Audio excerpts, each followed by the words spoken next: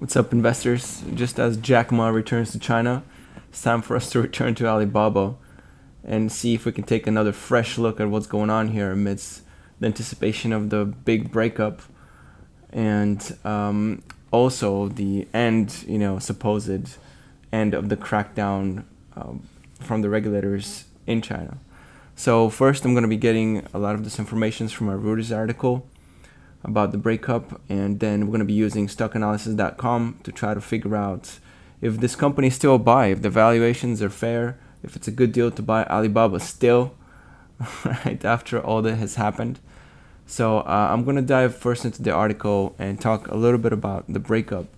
So Alibaba is planning to break into 6 components. Those components are its China commerce wing, which is basically Taobao and Tmall, and then its cloud section.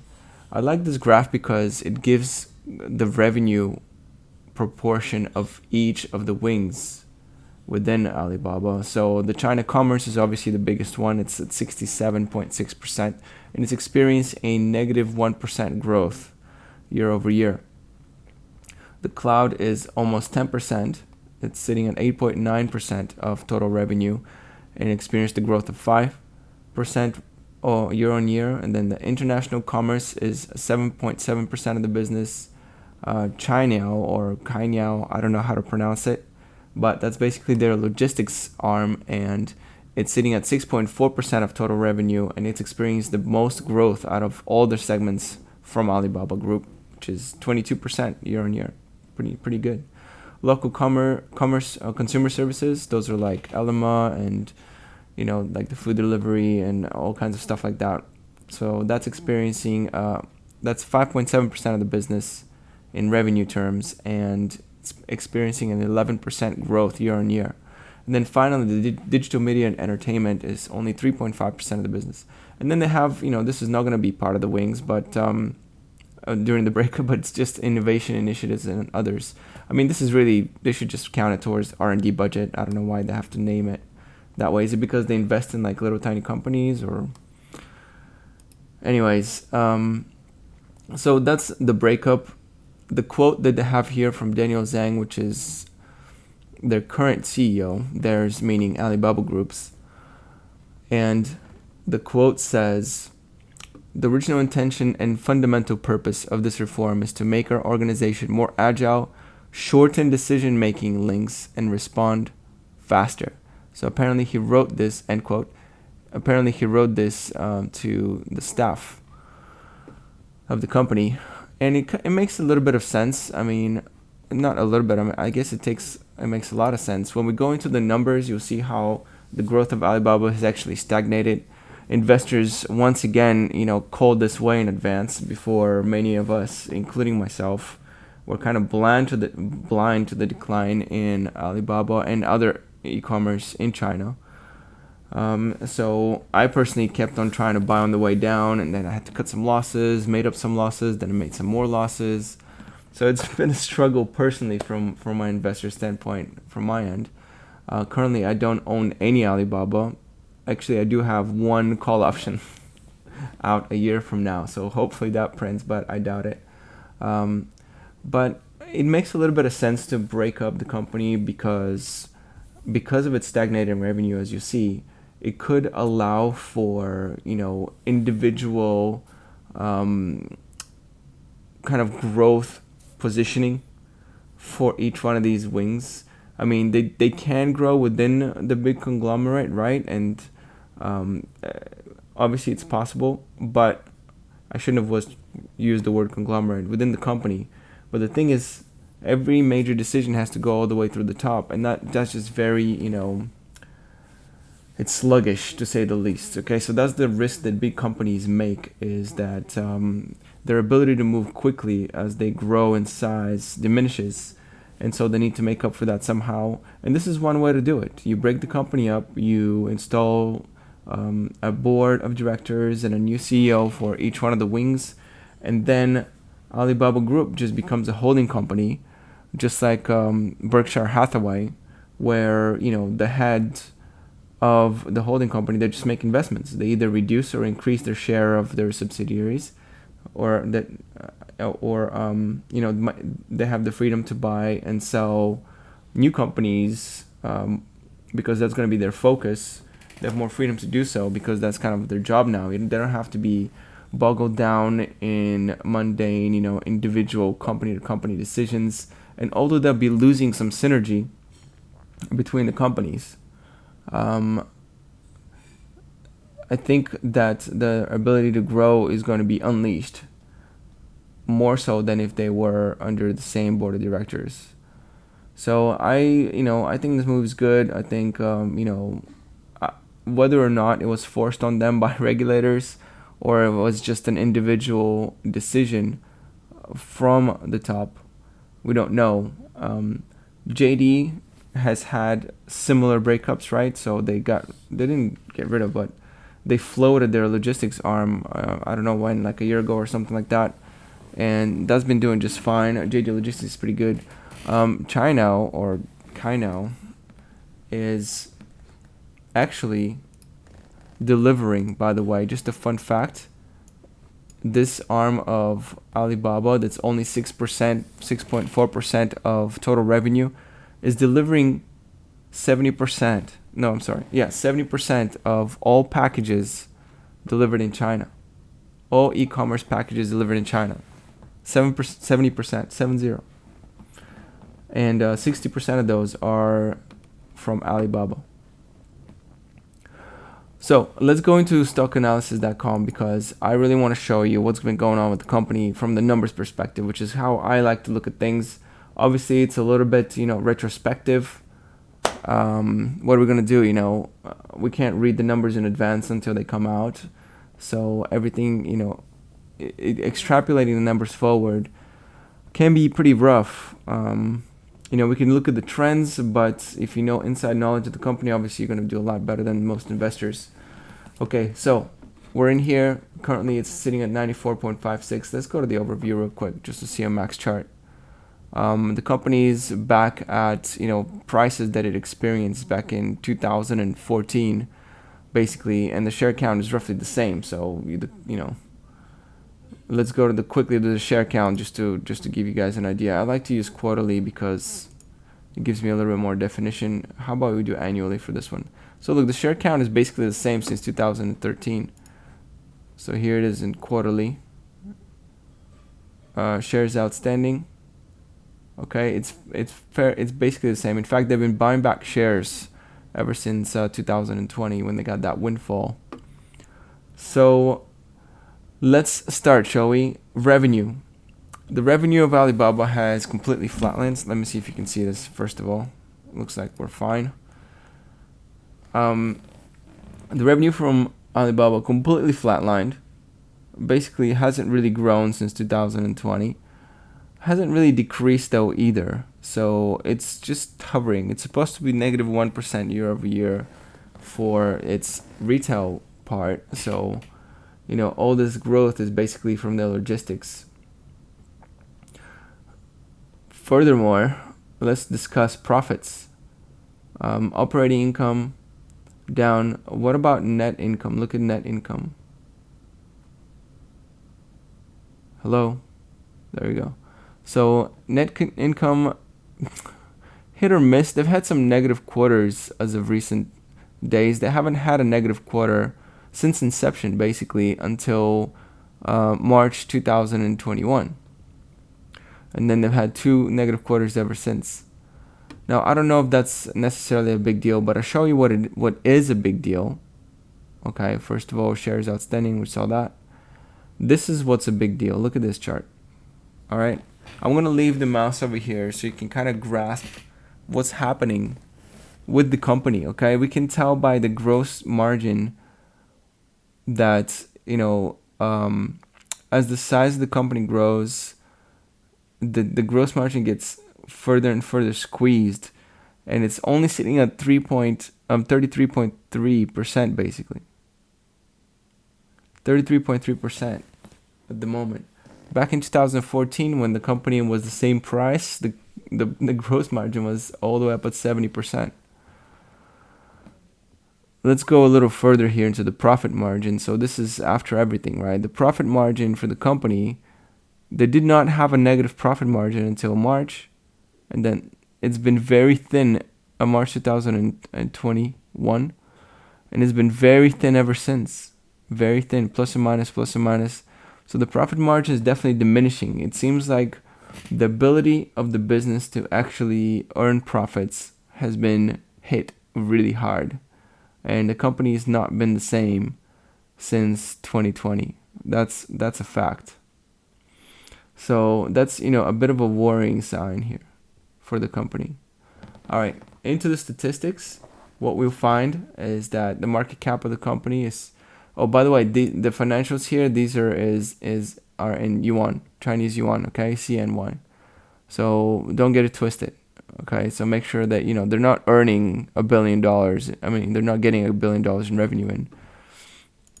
Okay, so statistics, market cap, $242 billion. So these are in dollars, and then enterprise value $189.45 billion.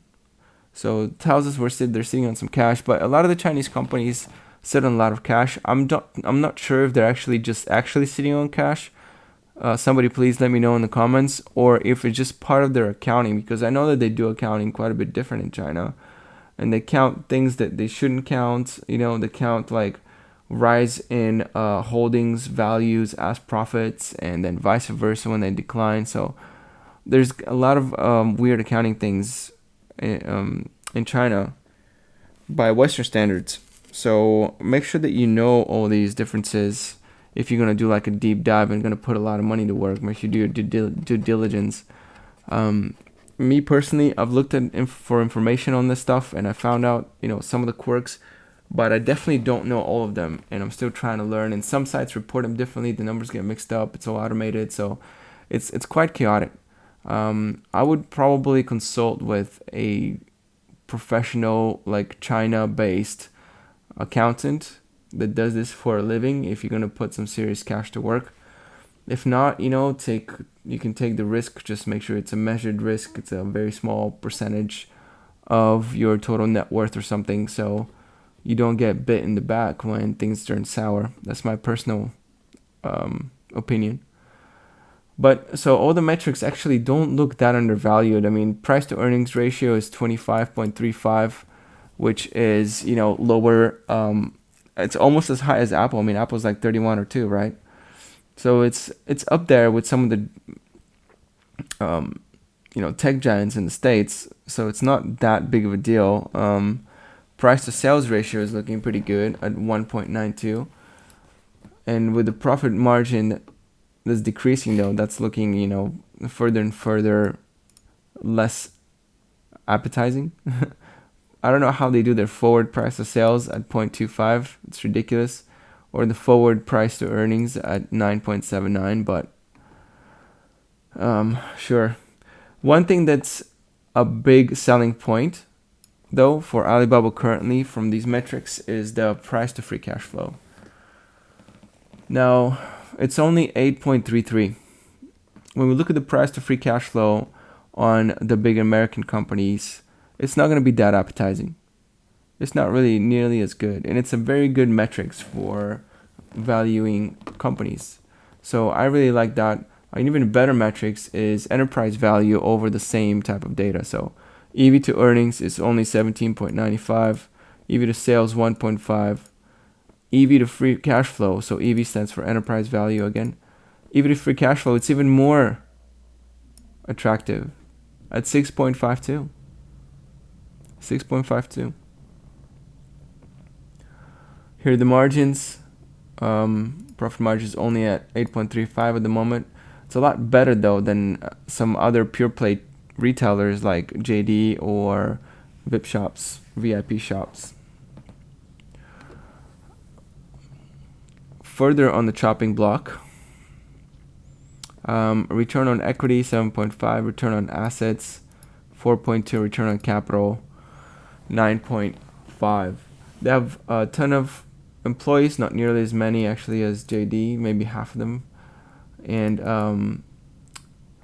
I think one of the reasons though is they do have a higher margin business than just retail, because they also offer like services to the retailers which are a lot higher margin, right? They offer like software services, and the margin those is skyrocket high. And so I think that's where they're able to show more than other companies like JD. But speaking on that topic, okay, I do want to touch on that topic and talk about how, as a consequence of this, crackdown that everybody is calling it, or regulatory overhaul in China, it seems like, the quote unquote common prosperity narrative has, to quote our beloved Kathy Wood, right, turned into, well, paraphrase, I don't have the quote off of the top of my head, but basically her interpretation of it was that it just means razor thin profit margins. That's basically the manifestation of common prosperity. It means less profits, more money back into the economy, to either reinvest or back to the employees or to the government. Okay, so it does not mean money for investors. Investors seem to be put at the bottom of the totem pole. That's reality, which is actually kind of in line with other Asian nations. I do know from listening to many interviews, podcasts, etc., with people who operate in countries like Japan, where we have a very industrious nation, right? A very smart, educated populace, extreme discipline, and the markets there do not do well, right? There was a speculative bubble like 40 years ago or something, and ever since, the markets have not done well, and that's for a reason.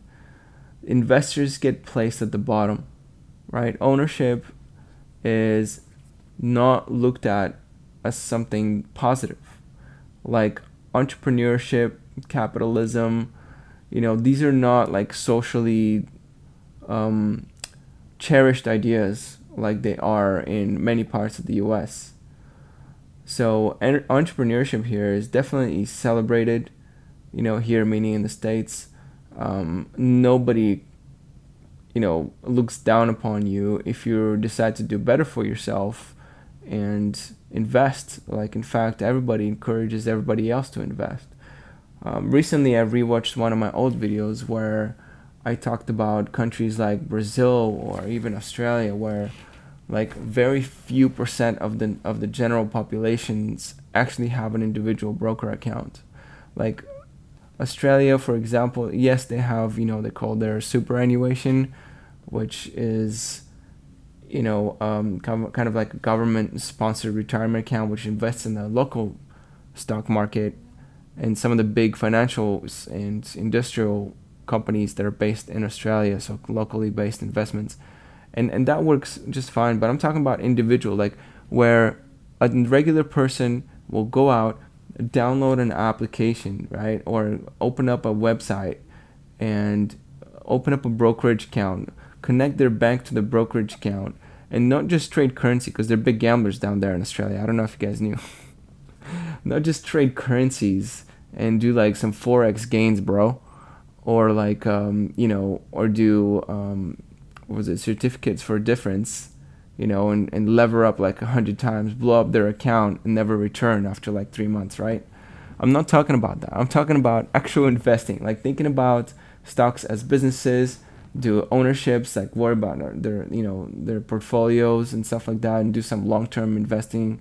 That's just not in the culture there. I'm not saying nobody does it. Of course, people do it, but the percentage is very low, and that's a Western type of country, right? Many countries around the world have extremely low percentage, and even if they do have an account, it's like they only doing it because things are going up, and they're thinking, oh, I can score some quick cash. Like this compounding effect, the long-term view of investing that's prevalent in the States, and it's preached by many popular figures, right, in the investment world, but also otherwise. it just doesn't hit home the same way everywhere else. So I think the cultural differences definitely play into like the regulatory environment. And so because investors are not, celebrated in those countries, the regular environment follows. Okay, it's a slave to the sentiment, and then it just remains like a heavy risk, even if the numbers look good on a company, and to invest there. Traditionally, financial investors, financial, I don't know, gurus. I don't want to call it gurus. That's like a bad word nowadays, but the wise, experienced financial operators. When I talk to some of them, I know a couple of them in real life, and basically they look at China more of as a trade rather than as an investment. Okay, because they know that momentum picks up when some things look good. In China, obviously, it's the biggest market out there. It's got still the biggest population in the world, and it's very developed. And so you would think that, okay, well, with this huge development, we should be seeing some gains as investors, and let's invest in China. But the fact is, there have been no gains since 2014, right? As you saw it on the chart. There have been no gains. So investors have not been treated well, even though the country's growing like crazy. And that's the case for many other emerging markets. There's growth everywhere, but unless you're actually on the ground, starting a business, opening up a shop, doing logistics yourself, like getting in there and start weaving threads through shoes, okay, unless you're doing that on the ground, you're not making any money. Okay, you need to be in there, like serving alcohol or whatever, like I don't know what you're, like in the country, okay, doing operations there, like driving back and forth, delivering packages and things. Like we're not gonna profit. Like we're out just sitting here in our towers. Well, they're not. Let's just not go that far. But just sitting afar, in front of a computer screen, it doesn't seem like we're gonna be benefiting much from that. One idea that I do have though is that what we could do is invest in debt, in government debt from those countries, because if the businesses are flourishing there, hopefully they're getting some tax, okay, because tax evasion is probably bigger in other countries than the US. Well, I can bet for a fact, that's in many countries definitely bigger, but US is probably not, the least evaded. However, in some of these countries, you never know. So, but as a whole, the tax revenue is going to be high enough for the bonds to get paid off to all kinds of investors, including foreign investors. So there haven't been that many incidents where foreign investors have gotten burned buying debt from emerging market countries. One reason that market is more important for the countries back there is because if there are a series of defaults, that country is basically going to be cut off from funding from rich countries like the US, right? And once the funding stops, the music stops, okay? That growth is probably going to be nowhere to be found. So I think it's just a matter of picking the right vehicle to profit from that growth rather than just going for the throat and grabbing a hold of publicly traded companies from that region. Okay, anyways, so moral of the story, yes, Alibaba is still a little bit probably undervalued, not as undervalued as it once seemed because the growth component's been hit pretty hard. Perhaps a lot of value is going to be unlocked because of the breakup and, of course, the return of Jack Ma. I don't know, this sounds like some kind of king return throne thing. I don't think it's a big deal myself, but people take it as a signal that the regulatory pressure is going to be easing. The Chinese government, or at least some officials, have been nodding their heads at that, saying that yes, we're supportive, yes, we're supportive, yet nothing's really happening. So those could be just empty words, but we'll find out. Currently I'm not really owner of Alibaba. I tried playing JD.com. I sold some major puts down on the 34 level. It popped. I sold the puts for a slight profit. I tend not to be able to hold on to things very long, especially when it comes to like Chinese equity. But I will do it again if JD drops down below $34. I'll probably make the same play again and see if I can either score some shares or score some premium. All right.